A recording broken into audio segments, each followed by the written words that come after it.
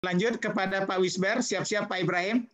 Habis silakan Pak Wisber, kalau ada closing statement. Saya. Ya, silakan Pak Wisber dulu, nanti habis Pak Wisber Pak Ibrahim ya. Ya. Mengenai, saya singgung aja sedikit mengenai pertanyaan mengenai diplomasi kebudayaan tadi, Pak. Ya. Secara singkat saya dapat katakan begini, bahwa yang namanya diplomasi kebudayaan ya diplomasi juga, karena diplomasi itu disebut sebagai diplomasi budaya karena nuansanya itu adalah berat kepada kebudayaan. Ada diplomasi militer, ada diplomasi ekonomi, dan sebagainya. Nah, tapi dengan demikian, sebagai bagian integral dari diplomasi, kegiatan kebudayaan yang kita masukkan, yang kita sebut sebagai diplomasi kebudayaan, itu merupakan alat untuk mencapai tujuan diplomasi kita itu. Apa tujuan diplomasi? Yaitu mengenai tercapainya apa yang tercantum dalam kebijakan luar negeri kita.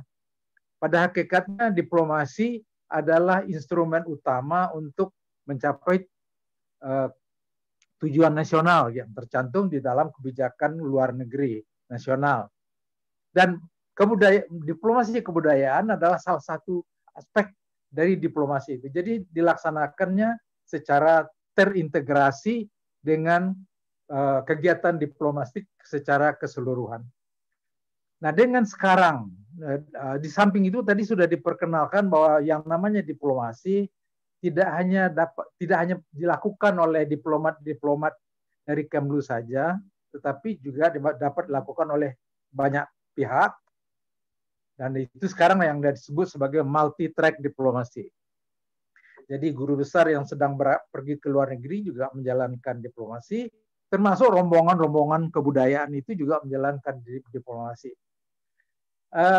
Dalam kaitan ini, sebagai alat untuk mencapai tujuan politik kebijakan luar negeri kita melalui diplomasi kebudayaan, ini tentu dilakukan secara terkoordinasi, dan kalau di perwakilan-perwakilan itu porsi ini banyak diserahkan kepada atase kebudayaan yang mempunyai atase kebudayaan atau atase pendidikan dan kebudayaan, di mana tidak ada atase pendidikan dan kebudayaan, itu digabungkan dengan pejabat yang bertugas menjalankan diplomasi dan hubungan kebudayaan.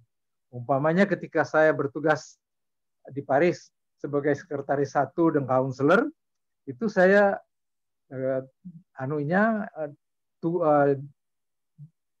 sebutan tugasnya itu adalah Kepala Bidang Penerangan dan Hubungan Kebudayaan. Dalam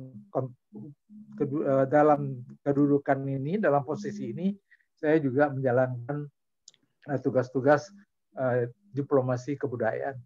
Saya kira itu saya dapat tambahkan. Terima kasih, Pak. Terima kasih, Pak Wisber.